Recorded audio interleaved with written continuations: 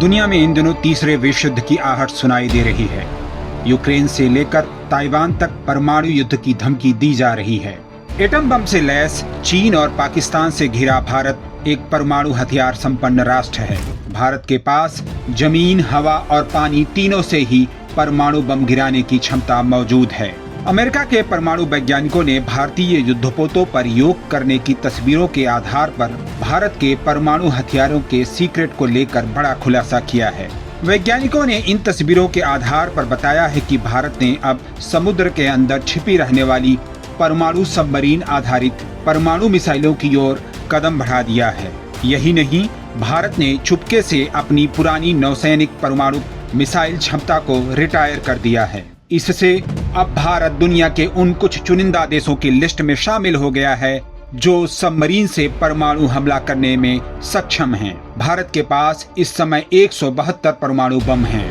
भारत ने अभी परमाणु ऊर्जा से चलने वाली सबमरीन पर बहुत तेजी से काम बढ़ाया है, जिससे यह ताकत आने वाले समय में और ज्यादा बढ़ जाएगी। अमेरिका के फेडरेशन ऑफ अमेरिकन साइंटिस्ट की वैज्ञानिकों ने हाल के दिनों में भारत के युद्धपोतों की तस्वीरों के आधार पर यह निष्कर्ष निकाला है।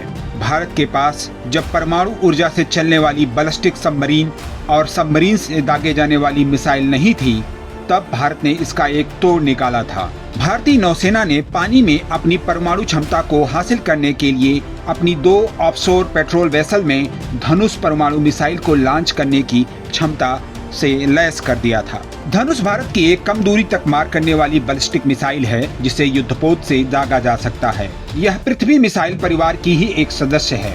इसमें पृथ्वी 1, पृथ्वी 2 और पृथ्वी एयर डिफेंस इंटरसेप्टर शामिल है।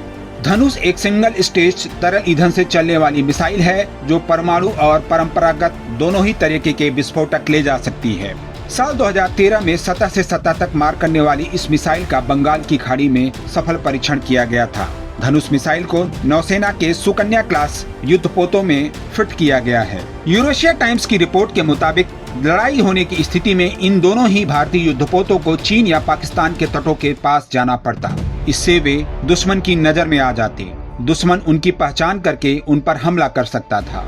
इसके अलावा धनुष परमाणु मिसाइल में तरल ईंधन आता है, जिससे उसे हमला करने से ठीक पहले भरना होता है। अमेरिकी वैज्ञानिकों ने बताया कि ये दोनों ही परमाणु मिसाइल से लैस युद्धपोत अन्य युद्धपोतों से काफी अलग थे। अप्रैल 2018 में इनमें मिसाइल स्टेबलाइजर लगा हुआ था, लेकिन अब ताजा तस्वीरों में दिखाई दिया है कि इन्हें हटा दिया गया है। उनकी जगह पर हेलीकॉप्टर उतरने की जगह बना दी गई है। भारत का यह युद्धपोत अक्टूबर 2022 में सेशल्स गया था, जहां से योग की ये तस्वीरें दुनिया के सामने आई थी। अब यह युद्धपोत परमाणु मिसाइल धनुष को दागने की क्षमता नहीं रखता है। भारतीय मिसाइल विशेषज्ञों का कहना है कि धनुष मिसाइल को रिटायर करना निश्चित था और यह दर्शाता है कि भारत अब परमाणु प्रतिरोधक क्षमता हासिल करने के काफी करीब है। भारत के पास सबमरीन से परमाणु हथियार को लॉन्च करने की क्षमता आ गई है। विशेषज्ञों के मुताबिक लंबी दूरी तक मार करने वाली सबमरीन लॉन्च मिसाइल के आने से भारत को परमाणु हमला करने के लिए दुश्मन के तट के पास नहीं जाना होगा।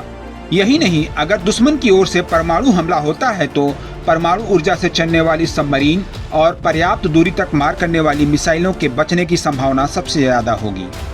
परमाणु सबमरीन लंबे समय तक समुद्र की गहराइयों में छिपी रहने में सक्षम हैं और इसी वजह से वे दुश्मन की पकड़ में नहीं आती हैं। भारत पहले परमाणु हमला नहीं करने की नीति पर चलता है और इसी वजह से जवाबी हमला करने में परमाणु सबमरीन की बेहद अहम भूमिका होगी। नवभारत टाइम्स ऑनलाइन के लिए शैलेश शुक्ला की रिपोर्ट।